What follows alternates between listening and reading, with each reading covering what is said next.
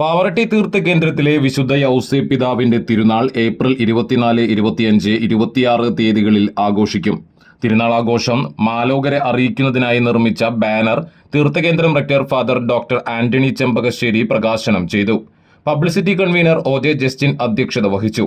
നവീകരിച്ച പള്ളിയുടെ പ്രധാന ബലിപീഠത്തിൽ മാർച്ച് 19 വ്യാഴാഴ്ച കാലത്ത് 10-ന് റാസ കുർബാന അർപ്പിക്കും. അന്നേ ദിവസം 35,000 പേർക്ക് ഊട്ടുനേർച്ചയും പായസവും വിതരണം ചെയ്യും.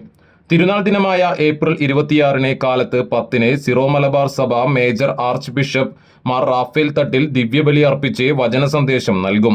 തീർത്ഥാടകരെ സ്വീകരിക്കുന്നതിനായി പാവറട്ടിയും പരിസരവും ഒരുക്കങ്ങൾ ആരംഭിച്ചു കഴിഞ്ഞു. തിരുനാളിനെ 1001 അംഗ കമ്മിറ്റി രൂപീകരിച്ച് പ്രവർത്തനം തുടങ്ങിയിട്ടുണ്ട്.